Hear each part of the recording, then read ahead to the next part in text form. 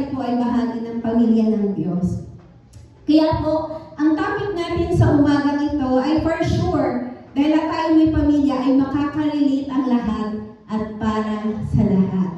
Ayan. Kaya po, hinihiling ko po na i-ready po natin ang ating mga puso, kapit po tayo. Huwag pong matutulog, buksan niyo po yung inyong mga isip, hindi lang po isip, puso, pati rin po yung inyong mga mata para po sa ating pong pag-aaral sa buong oras na ito. Kaya po ang ating pong basahin, ang ating pong passage sa umagang ito sa Colossians chapter 3 verses 12 to 14. Sabi po sa NIV, therefore, as God's chosen people, holy and dearly loved, clothe yourselves with compassion, kindness, humility, gentleness, and patience. Bear with each other and forgive each one if any of you has grievance against someone. Forgive as the Lord forgave you. And over all these virtues put on love, which binds them all together in perfect unity. Basahin po natin sa Tagalog kahit maganda po ito. Yan. Kaya nga, dahil kayo'y hinirang ng Diyos, minahal niya at pinili para sa Kanya, dapat kayong maging mahabagin, mabait, mapagpakumbaba, mahinahon at mapagtiis. Magpasensya kayo sa isa't isa. Kung may hinanakit kayo, kanino man, magpatawad kayo gaya ng pagpapatawad sa inyo ng Panginoon. At higit sa lahat, taglayin ninyo ang pagmamahalan na siyang nagbubuklod sa lahat ng ganap na pagkakaisa. Ang topic po natin sa umagang ito is boundless love at home when love becomes a daily choice. Ayan, di ba? Umpisa pa lang, title pa lang parang, ay, daily choice ang pag-ibig. Ayan. So, ang pamilya po, isa sa pinakamagagandang regalo ng Panginoon sa atin. Agree po kayo. Malungkot pag walang pamilya, di ba? Kaya po, kung habang iniisip niyo po ang pamilya, di ba, minsan, nagpapasalamat kayo sa Panginoon. Lord, salamat meron ng pamilya kahit hindi kami perfect. Kasi yan po ay magandang regalo ng Panginoon sa atin. Pero minsan, or kadalasan, ito rin po ang pinakamalaking hamon sa ating buhay. Diba? Regalo siya ng Panginoon, pero sa maraming pagkakataon, ito din po ay nagiging hamon sa ating buhay. At kadalasan, yung mga taong pinakamamahal natin o pinakamalalapit sa atin, ang mga taong pinakamadali nating masaktan at mga taong madaling nakakasakit sa atin. Diba? Dahil mahal nga natin close tayo or malapit tayo, sila yung mas mabilis nakakasakit sa atin at times, at tayo din naman ay nakakasakit sa kanila. So, maraming pagkakataon na sa church or sa labas ng bahay, kaya natin maging mas mukhang espiritual. Na sa labas ang default natin, sweet, kind, hello sister. Ganyan, di ba? Tapos, jolly ang ating mga default na emotion or mga impression, ganyan. Pero, sa bahay, mainitin ang ulo. Para kung dragon na anytime, makanti ka ng bubuga ka na ng apoy. Tawag si sister. Siguro talaga sa mga nanay, default talaga natin yan eh. So, mas madaling kumanta ng mga papuri or mga song about love, pero mahirap ipakita ito sa loob ng tahanan. So, yun po ang mga katotohanan. Kaya naman po, ang sinasabi doon sa Colossians chapter 3 na ating pong binasa, speak so powerfully sa atin. Dahil hindi lang po sinasabi ni Pablo or ni Apostle Paul kung ano po ang dapat natin ikilos bilang mga Kristiyano tuwing linggo, kundi ang tinutukoy niya po ay kung paano ang buhay natin araw-araw. At walang iba at mas totoong lugar para maipakita yung totoong tayo araw-araw, walang iba kundi sa loob ng tahanan. Ayan. Simple pero hindi po madali ang topic natin sa umagang ito. Dahil ang boundless love o tinatawag natin walang hanggang pag-ibig ay dapat nagsisimula sa tahanan. So, walang ibang lugar na pwede nating simulan at gawin ang boundless love, kundi sa loob ng church. Pero kapag tinanong, saan ba pinakamahirap magmahal? Hindi po tao to ah. So, saan ba pinakamahirap magmahal? Any answer? Saan po?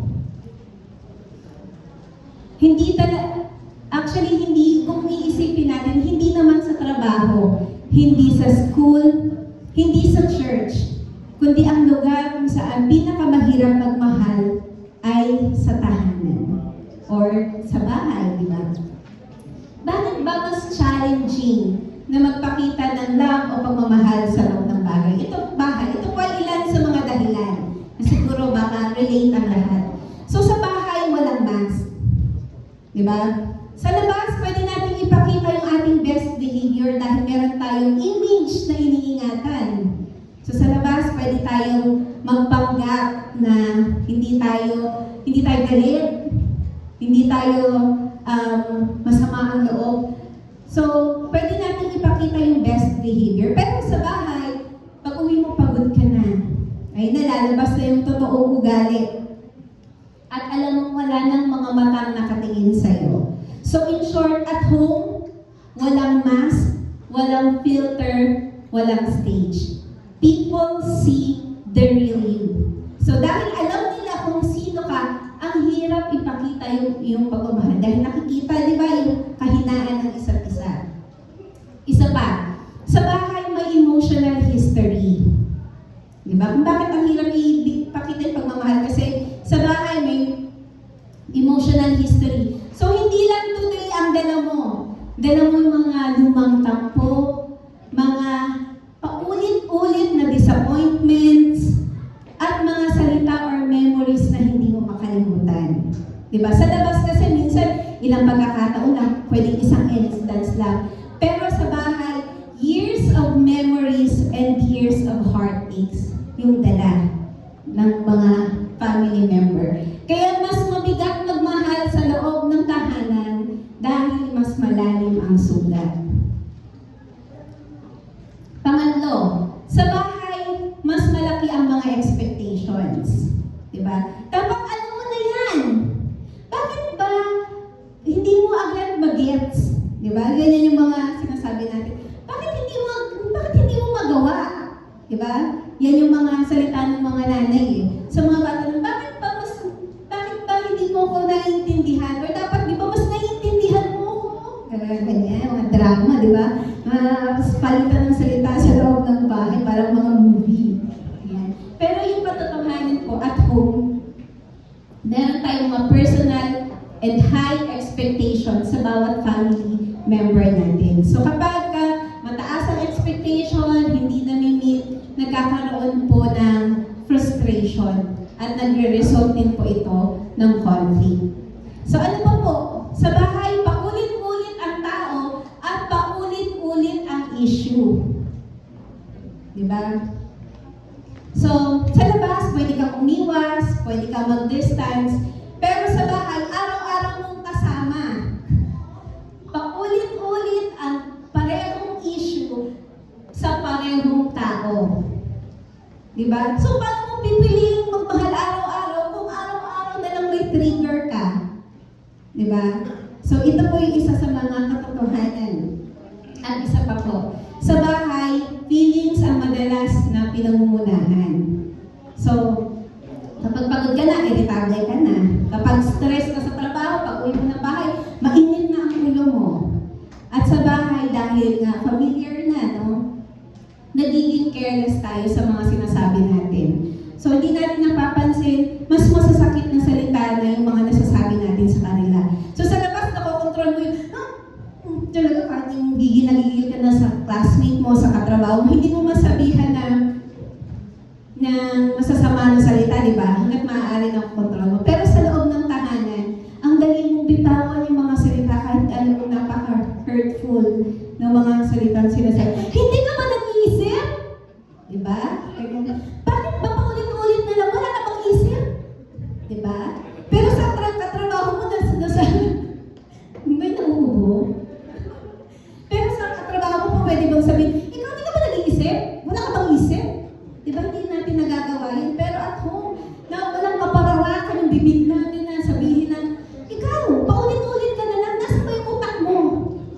ba? So dahil sa bahay, we are so familiar with each other. Hindi na tayo nagiging conscious sa mga sinasabi natin dahil we are driven by our emotion. Dahil may mga trigger eh. Trigger tayo ng maraming history of emotion sa atin. At ito po yung masakit na katotohanan or yung sad truth. Mas madaling maging mabait sa estranghero or sa ibang tao kaysa maging Christ-like sa sariling pamilya. Agree? Sino po dito yung mataas ang kamay sino po dito yung malakas ang loob na magtataas ng kamay dahil guilty siya? Ako po, guilty din ako dyan. Diba? So maraming pagkakataon tayo nung ipakita sa labas na default mo na, ay, ang sweet-sweet mo, ang gano'n ka, loving. Pero sa loob ng tahanan, hindi na, ang napaka-challenging ipakita yung Christ-like character. Kaya po, ang ating pong, sa bahay kasi talaga ang katotohanan. Dahil sa lahat na nabanggit natin, bakit napaka-challenging magpakita ng pagmamahal sa loob ng bahay? Dahil po, sabi nga binasa natin, or tinignan natin ngayon, sa bahay po, ang katotohanan, choice ang love. Hindi po yun emotion. So kaya naman, sa ating point number 1, boundless love is a daily decision. So yung pagmamahal po or yung boundless kind of love ay araw-araw nating desisyon na dapat ginagawa.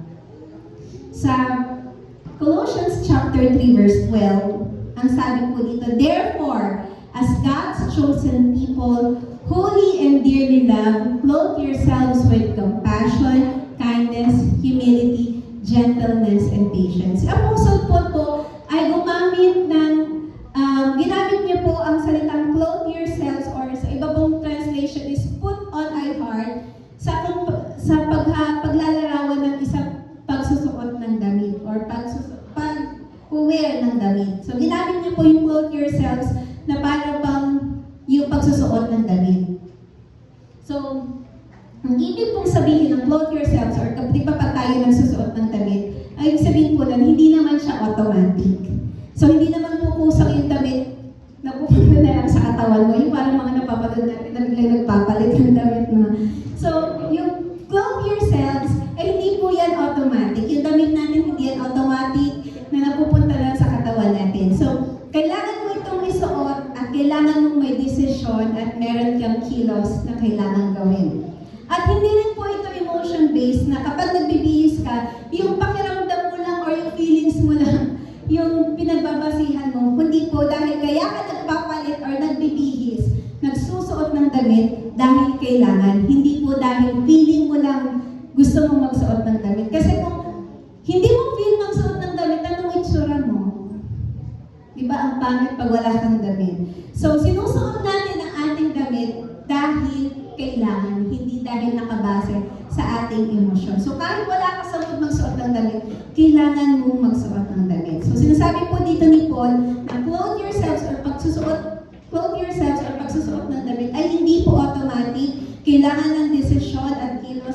Hindi rin po ito emotional based or emotion based dahil nakabase ito sa katotohanan at pangangailangan na kailangan mo magsuot ng damit. Kundi ito daw po ay intentionality and consistency.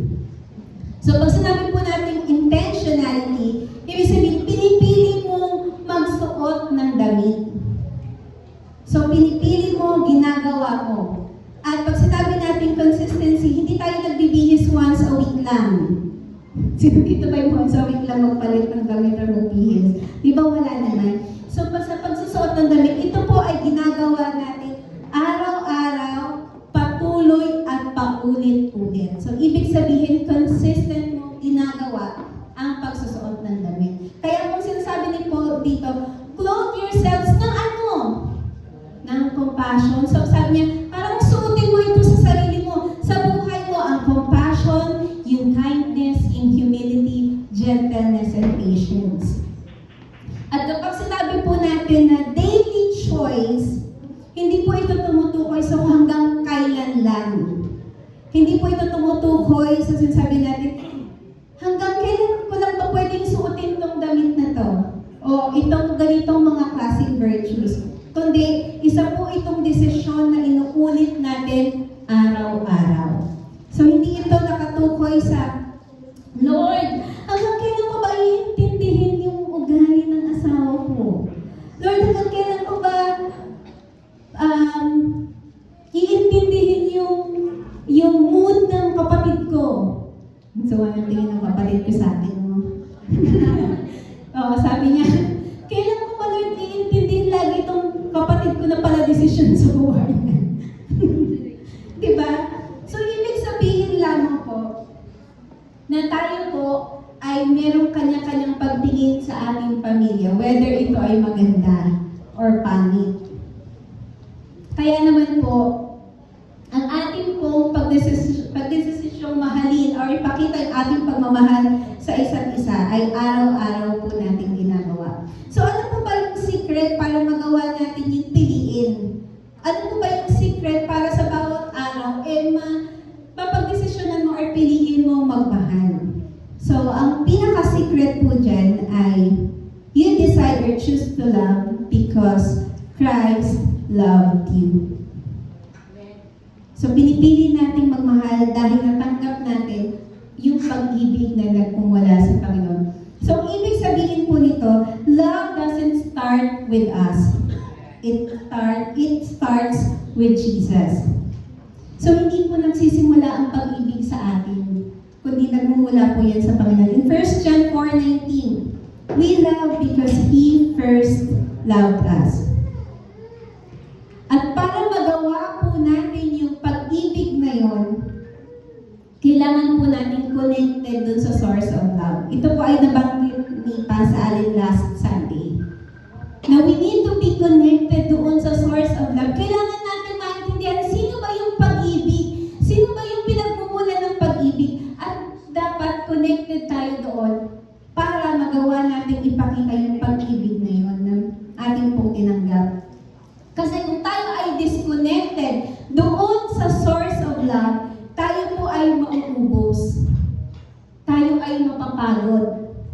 At higit sa lahat, or pinaka-worst pa, mamamatay yung pag-ibig na meron tayo kapag wala tayong source, pag hindi tayo connected doon sa source of love. At ano ba yung klaseng pag-ibig na yun na natatanggap natin sa Panginoon? Ano ba yung klaseng pag-ibig meron ng Panginoon sa atin? Ang pag-ibig ng Diyos, very forgiving, very sacrificial, di ba? Very caring, very unconditional. And that kind of love ang dapat po natin i-model araw-araw. Yung ganong klaseng pag-ibig, yung dapat pinipili natin gawin araw-araw. So we have to remember the love we receive is yun din yung klaseng pag-ibig na ibibigay natin sa iba.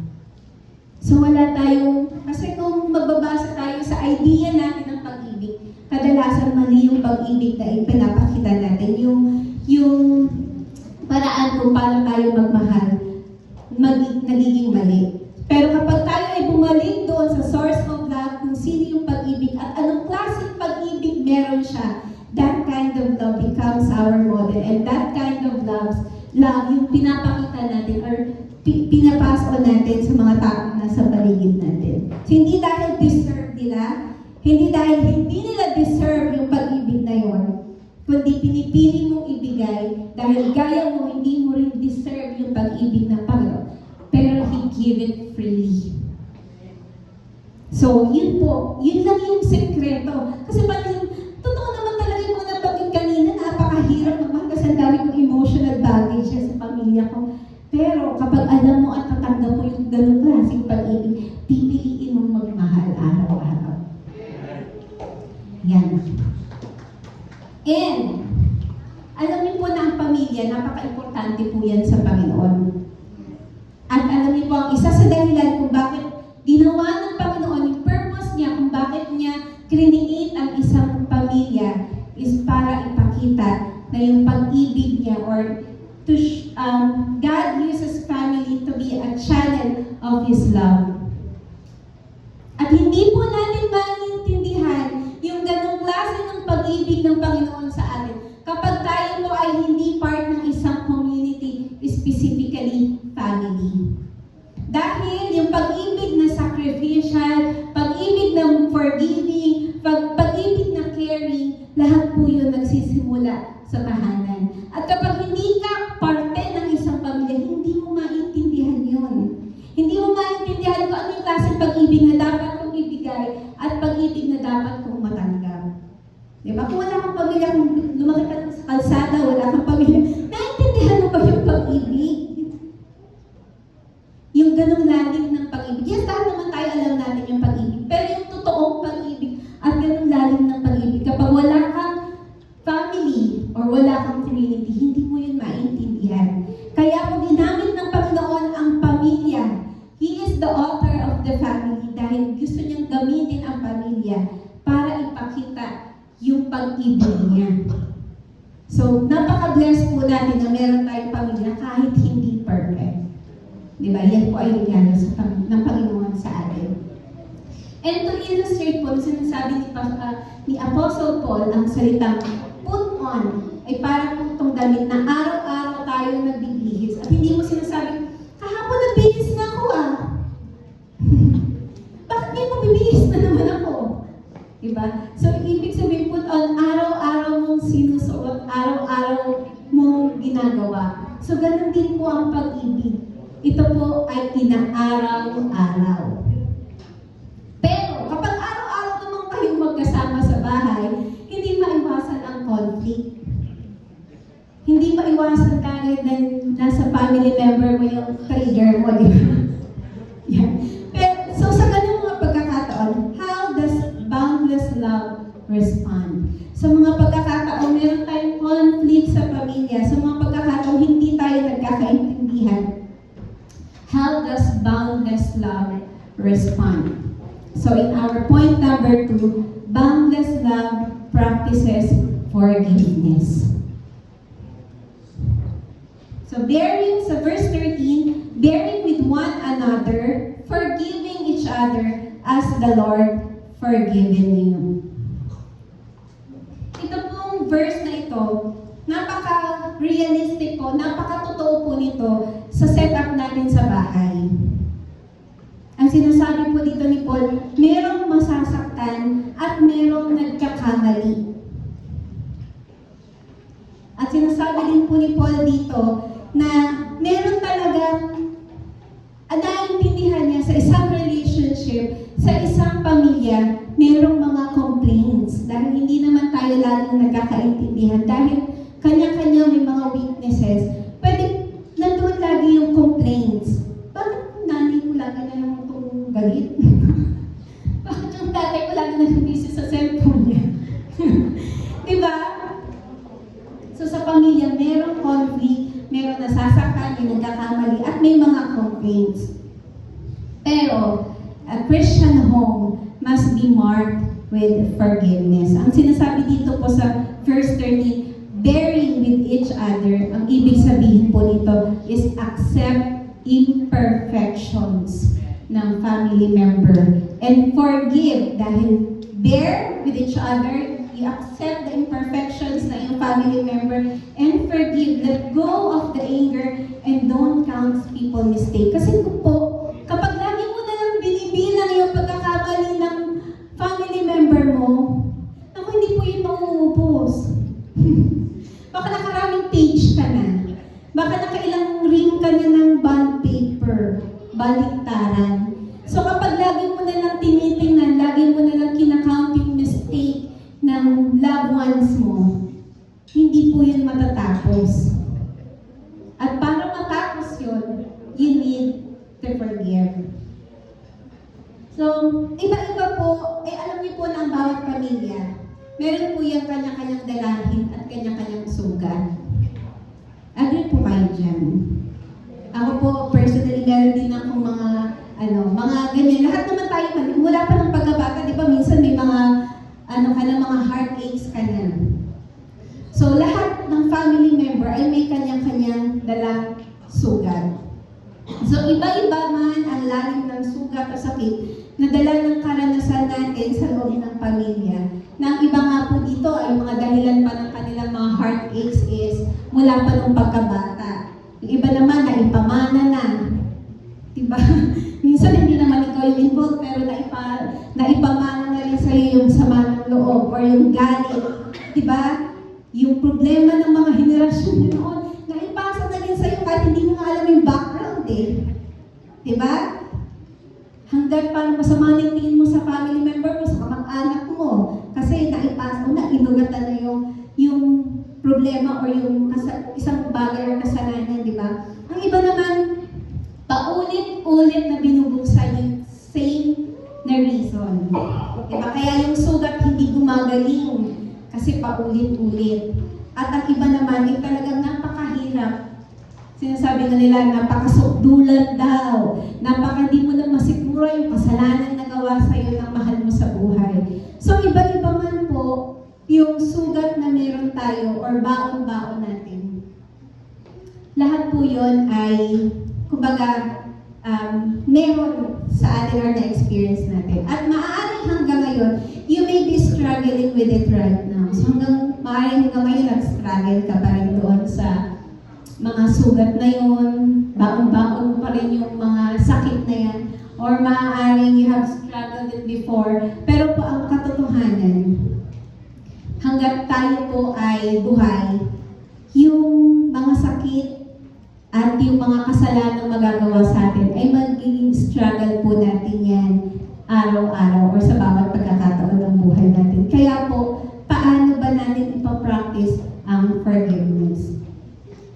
Alam niyo po, doon sa mga nabanggit natin ng mga imperfections or mga dahilan kung bakit napakahirap magmahal sa pamilya, at kung iisipin mo ano yung mga masasakit na ginawa sa ng family member mo, at kung paano magpakita ng pagpapatawad, parang minsan imposible para sa ating gawin yun. Pero, yung katotohanan na limited yung kakayahan natin magpatawad, kung hindi natin tunay naranasan yung kapatawaran na nagmumula sa Panginoon, hindi talaga natin kaya magpatawad ng buo at totoo. At kung mahirap or parang imposible sa'yo na magpatawad, diyan sa asawa mo, diyan sa anak mo, diyan sa mga kamag-anak mo, ang good news po, Jesus made forgiveness possible.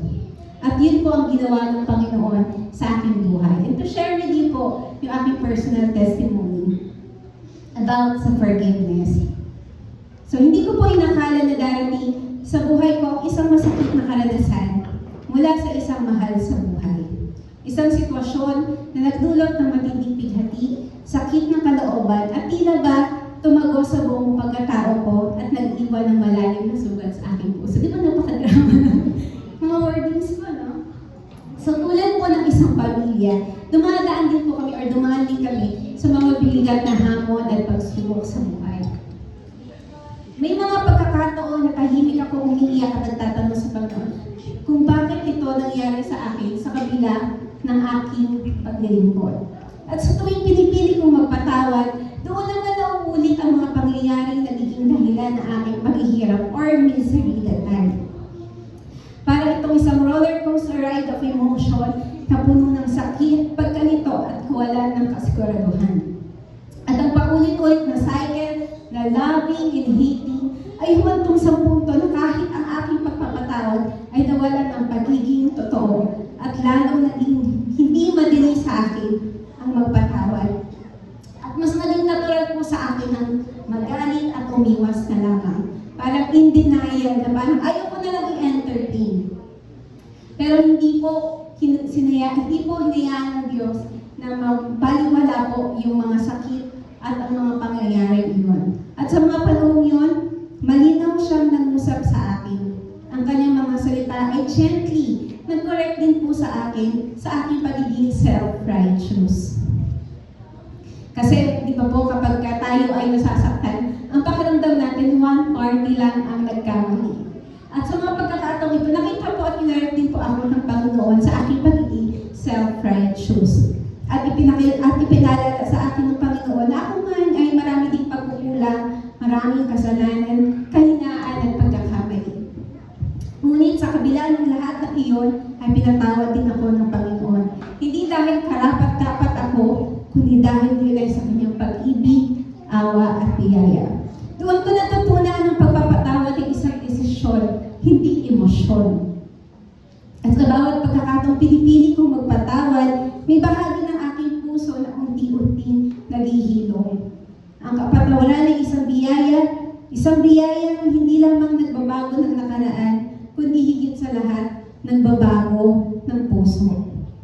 At sa pamamagitan ng walang hanggang biyaya at pag-ibig ng Diyos, at sa desisyong magpatawad, ay naging mas maayos ang aming pagsasama at hindi na ito nakasentro sa aming mga sarili, kundi sa Diyos at sa pag-ibig na marunong magpatawad at hindi sumusuko.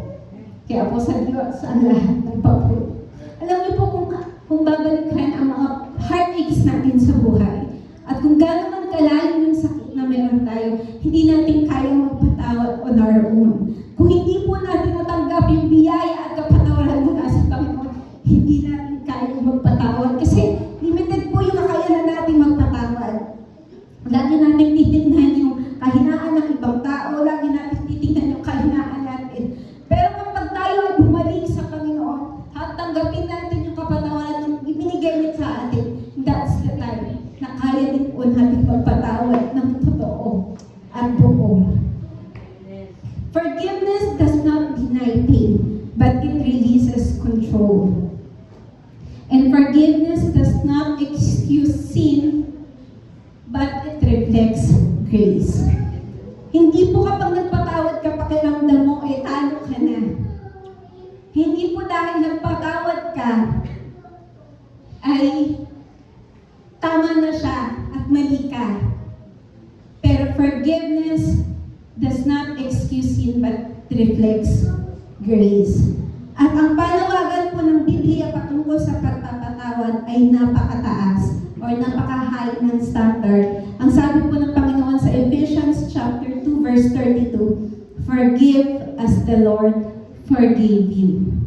So walang dahilan para hindi ka magpatawad. Gano'n man kalalim yung sakit na naidulot sa'yo or gano'n man kalalim yung sakit or kasalanan na gawa sa'yo, ang sinasabi po ng Biblia, forgive as the Lord forgave you. Ang sabi po ni Pastor Ricky Sarito nung one time nakikinig po ako ng kanyang preaching, ang sabi po doon, there is a poison that will break, ruin, and destroy our families. Ulitin ko po. There is a poison that will break, ruin, and destroy our families. It begins by destroying us, and eventually it will destroy the rest of our family. And then, sabi niya, eventually it will destroy the rest of our family. And the poison is called unforgiveness. Ang unforgiveness po, para yung lason na ikaw ang umiinom, pero hinihintay yung ibang tao ang mamatay. Dahil sa tuwing hindi ka nagpapatawad, yung sariling buhay mo yung sinisira, hindi naman talaga yung tao nakasakit sa'yo. Na ano mo rin po na nagkaroon din po ako sa pagkakataon na napakinggan ko ang ganitong klase ng mga testimony. Na para bang ang hindi pagpapatawad, para kang umiinom ng lason, pero hinihintay mo yung ibang tao mamatay. Hindi po yun mangyayari. Na ikaw ang lumalason kasi hintayin mo yung ibang tao yung mamatay. Hindi po. So, pero ganun niya po i-illustrate ang unforgiveness or hindi pagpapatawad. So, tuwing hindi tayo magpapatawad, tayo po yung nalalason, tayo po yung nasisira, tayo po ang nahihirapan. At para ang unforgiveness ay para din po yung backpack na sa tuwing ikaw ay may sama ng loob, nilalagay mo yan lahat doon sa likod mo, sa backpack, di ba? So, bawat mga offense, bawat mistakes, bawat mga sama ng loob na na-experience mo sa iyong family member, lahat yan nilalagay mo sa likod. At kapag hindi mo yan pinatawad eventually, or hindi mo yan nilet go at hindi ka nagpatawad eventually, yan po ay nagiging mabigat. So darating ang panahon na lugbong ka na, hindi mo na kaya magpatuloy kasi bigat na sa dala-dala mo sa buhay. So ganun po ang klase ng unforgiveness sa ating buhay. At kapag hindi po natin yan nilet go, tayo po ang mahihirapan. Hindi po yung taong nakasakit sa atin. So bilang mga Kristiyano at kumilala sa Panginoon, mataas po po ng calling sa atin, tayo po ay magpatawad gaya ng pagpapatawad sa atin ng Panginoon. So, boundless love reflects or shows forgiveness. Yun po ang ating point number 2. So, lagi po tayo may choice. It's either we records of wrong ng mga taong nakasakit sa atin or release forgiveness. So, nasa atin po ang choice. Nasa atin po ang pagdesisyon kung tayo po ay magpapatawad o pipiliin pa rin natin bilangin ang lahat ng pagkakamali ng mga taong nasa paligid sa atin. So, forgiveness is not saying, okay lang. But it is saying na ayokong mabuhay ng mabigat. So, pero hindi lamang po forgiveness ang kailangan sa ating tahanan. Meron pong mas mataas na calling ng pag-ibig or pagmamahal. For our point number 3, boundless love binds the family together. So yung point number 1 natin kanina, ang sabi po doon, boundless love is a daily decision. Ang pagmamahal po ay pinipili natin gawin at isuot araw-araw.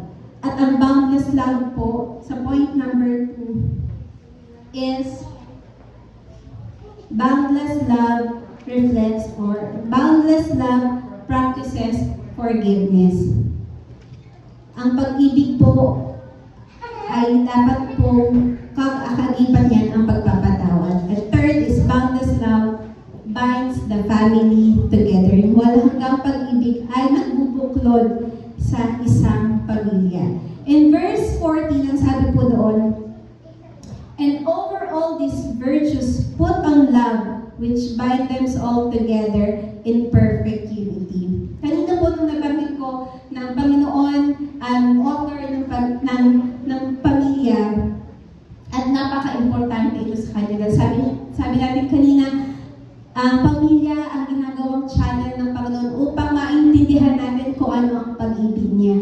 And dito naman po sa pangalawang dahilan kung bakit ng Panginoon create niya ang family at importante sa kanya is kapag meron tayong pamilya, we will understand what relationships are and what is unity. Dahil sa pamilya, doon nagsisimula, or pag meron tayong pamilya, we are involved in a family, we are involved in community, meron tayong relationships. Hindi pwedeng nasa loob kayo ng tahanan pero wala kayong relasyon sa isa't isa. Diba? Kapag meron tayong pamilya, meron tayong relasyon. At kapag hindi po natin, meron tayong relasyon at meron mga pagkakataon na tayo ay hindi nagkakaintindihan, kapag meron pong pag-ibig, tayo pa rin po ay, at the end of the day, tayo pa rin po ay nagkakaisa. So sabi po dito sa verse 14, ang pag-ibig ang nagbibigay sa lahat ng mabubuting ugali. Yung kabaitan, kababaang loob, pagtitiis, at pagpapatawad. Sabi po dito, ang pag-ibig ang nagbibigay sa lahat ng mabubuting gawa. Dahil kapag wala daw po ang love, pag wala po ang pag-ibig sa loob ng tahanan, kapag wala pong pag-ibig sa bawat isa sa atin, yung kabaitan, yung kababaang loob, pagtitiis at pagpapatawad, ginagawa natin yan na para bang napipilitan lang tayo at hindi totoo. Kapag walang love, di ba yung magpapatawad ka lang pero parang sa puso lang, wala talaga sa puso. Kapag wala ang pag-ibig sa loob ng tahanan, hindi mo kayang magtiis.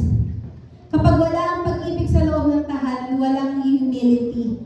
Hindi mo gagawang hindi mo pipiliin magpakababa para lang mapanatili ang kapayapaan at ang unity sa loob ng pamilya. Kapag wala mo yun, parang gagawin mo lang yun ng napipilitan dahil inutos ng nanay mo na mag-sorry ka sa ate mo. Dahil pinili na dahil inutos ng nanay mo na mag-sorry ka doon dahil nag-away kayo. So kapag wala kang pag-ibig na nararamdaman, gagawin mo yun ng napipilitan at hindi totoo. But with love, ito po ay nagagawa natin ng mas sincere at mas natural, mas totoo. Kaya po ang sinasabi, love binds everything together in perfect unity. Dahil kapag may love, nagkakaroon ng perfect unity sa pamilya. So ano po bang ibig sabihin ng perfect unity? So ang ibig sabihin po nito ay hindi ibig sabihin na hindi na nag-aaway ang pamilya. At hindi yan po, love keeps everyone connected despite of mga differences. Hindi ibig sabihin na perfect unity ay hindi na kayo nagkakaroon ng conflict. Hindi ibig sabihin na perfect unity ay hindi na po kayo nag-aaway-aaway sa pamilya. Pero ang ibig sabihin po ng perfect unity na sinasabi dito, na pinananatili ng pagmamahal, na magkakaugnay o magkakakunik pa rin ang lahat, kahit may iba-iba ang ating mga idea, kahit magkakaiba yung ating opinion, kahit magkakaiba yung ating mga moods and feelings, at kadalasan hindi talaga nagmamatch ang ugali ng isa't isa. Pero kapag meron pong pag-ibig, it binds them all together and magkakaroon pa rin po ng connection ang isa't isa despite of the differences ng bawat pamilya. Gusto ko pong gawing example yung family setup namin. May isang compliment po na receive si Paz Allen sa isang kapatiran. Sabi niya, Paz, buti nga kayo ang solid ng family niyo. Sabi niya gano'n, kung paano mag-support daw sa isang ministry. Alam niyo po, sa kabila ng nakikita ninyong solid yung aming pamilya, maraming pagkakataon din po na marami din po kaming conflict. At iba-iba po ang ugali namin.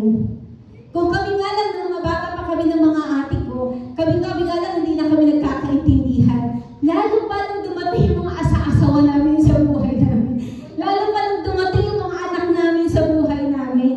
Yung maraming pagkakataon po, na kahit nakikita niyo na kami ay masaya, nagsasama-sama, marami din po sa likod nun ay marami din kaming conflict. Marami din na mga pagkakataon nagkakasamaan kami ng loob dahil hindi naman kami pare-pareho. Pero alam niyo po, totoo yung sinasabi ng Biblia, love binds them all together despite ng aming mga pagkakaiba-iba ng ugali. Natutunan namin paano namin intindihin yung mood ng isa't isa. Paano namin intindihin kapag may topak yung isa't isa. Kapag may topak yung family member namin, alam namin paano na mag-adjust. Alam namin paano magpaka-humble kapag kailangan namin gawin. At alam din po namin na dahil sa pag-ibig, kahit na nasasaktan namin ang isa't isa, pinipili namin magpatawad.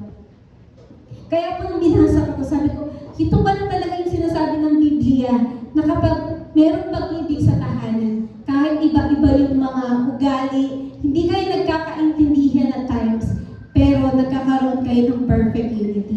Kasi alam niyo po, kung walang pag-ibig sa amin, matagal na talaga kami naggalit-galitan sa isa't isa. Hindi niyo po kami makikita magkakasama dito sa loob ng tahanan. Kaya po, praise God. Kung ano po yung nakikita niyo, kung paano kami naglilingkod ng sama-sama, kung paano po kami nagso-support sa ministry ng isa't isa, at kung paano po kami nagagamit sa gawain ng Panginoon, yun ay dahil sa pag-ibig ng Panginoon at sa pag-ibig na pinili namin ipakita sa isa't isa. Kasi pag hindi niyo po piniling umintindi, kapag hindi niyo po piniling magpatawad, wala po talagang mangyayari. Lagi po ang pamilya natin wasak. Ang pamilya po natin walang pagkakaisa. So yun po, gusto ko lang gawin isang po dahil napakatotoo po nito sa aming pamilya.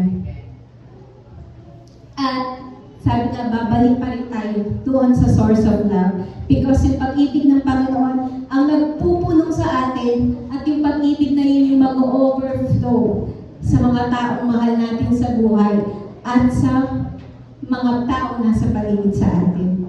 Dahil kung wala ang pag-ibig ng Diyos sa atin, wala tayong ganung klase ng sacrificial na klase ng pag-ibig na kayang ibigay sa iba.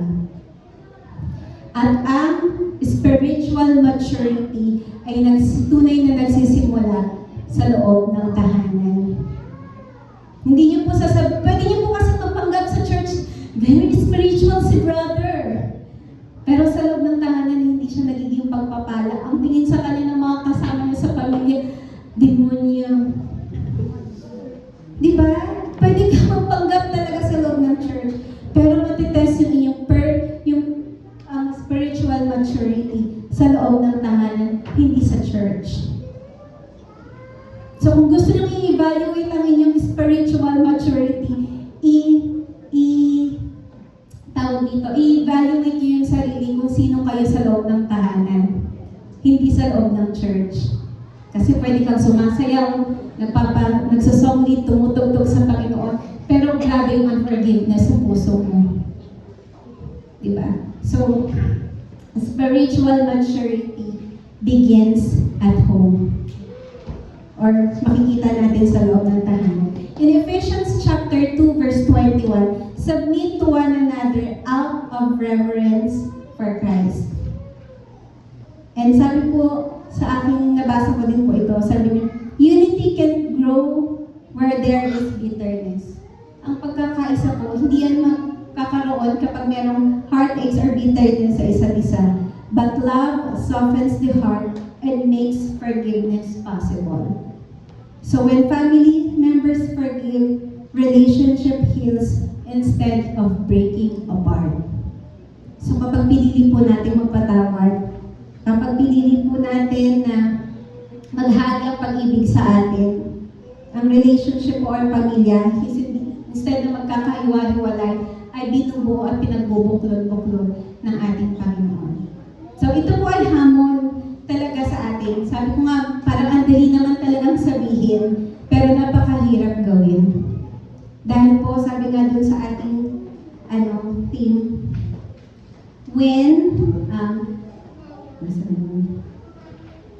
so boundless love at home when love begins a daily choice. Talaga po ang pag-ibig ay araw-araw nating pinagdesisyonan, hindi sa trabaho, hindi sa church, kundi sa loob ng tahanan. So in our conclusion, boundless love is a daily choice at home means sa loob ng pamilya, ang tunay na pag-ibig ay hindi lamang basta nararamdaman, ito ay pinipili at isinasabuhay araw-araw sa pamamagitan ng pagpapatawad, pag-unawa at pagpapanatili ng pagkakaisa. And a Christ-like home is not perfect, but it is forgiving, patient, and loving. At ang hamon po sa atin, start where you are. Pagsimula ka kung ano yung meron ka ngayon at kung nasaan ka ngayon. And love who is in front of you. Huwag ka na maghanap ng pag-ibig sa labas. Simulan mo muna magbigay, magpakita ng pag-ibig, at maramdaman yung pag-ibig sa loob ng tahanan. So kung feeling mo, yung family member mo is hindi talaga marunong magpakita ng pagmamahal, yun yung challenge sa iyo kung paano mo ipapakita ang pagmamahal kahit sa environment mong hindi loving. Especially na ikaw ay kumilala na sa Panginoon, merong mas mataas na coding na klase ng pag-ibig. At din yung dapat mag-reflect sa buhay natin na kumilala sa Panginoon. Again, ano ba yung klaseng pag-ibig? Loving, sacrificial. Yung loving po yung pagmamahal, hindi yan yung para bang kinikilig ka na lang palagi. Ang totoong pag-ibig po, kaakibat niya yung pagsasakripisyo. So, yun po ang hamon sa atin. Na simulan po natin magpatawad, simulan po natin ipakita yung pag-ibig sa loob ng tahanan. So for our discussion for this week, ang sabi po dito, which verse in Colossians chapter 3 verse 12 to 14, ang challenge, pinaka-na-challenge tayo, or anong challenge yung sa atin? Challenge ba sa atin na piliin ang magmahal araw-araw? Nahirap ba tayong magpatawad? O hirap tayong magkaroon ng unity or pagkakaisa sa loob ng tahanan? At isa pa po, sino ang kailangan mong patawarin this week? Huwag ka nang lumayo, huwag ka nang magalang doon sa katrabaho or sa school. Sino ba? Sabihin natin maging sa topic natin, sino ba sa family members mo ngayon ang kailangan mong simulan or piliing patawarin? Ayan. So, yan po ang ating mga discussion question na pwede niyo pong i-discuss after ng ating gawain. Ayan po. So, tayo pong lahat ay magpasalamat sa Panginoon at tayo po ay manalangin. Hallelujah. Lord God, Tunay nga po, Diyos, na yung pag-ibig ay wala po sa inyo. At kayo po, Panginoon, yung talagang tunay na nagmahal sa amin. Sa kabila ng aming mga imperfections, sa kabila ng aming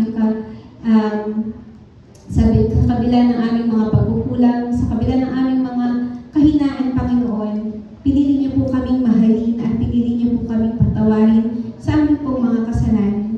And yun po nawa, Panginoon, yung maging challenge sa amin, yung maging puso namin, Panginoon, na sa aming pong pamilya na aming pong kinabibilangan. Turuan niyo po kami na magmahal. Turuan niyo po kami, Panginoon, na magpatawad.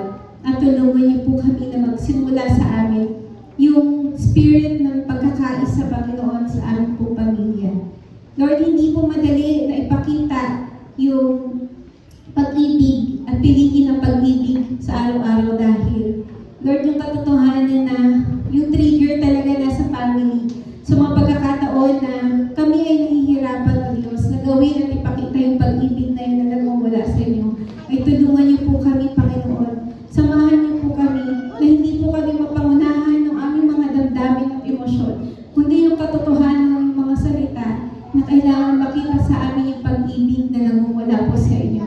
Mag-reflect sa amin yung Christ-like character na marunong magpatawad, na marunong, Panginoon, na tumanggap ng mga kahinaan.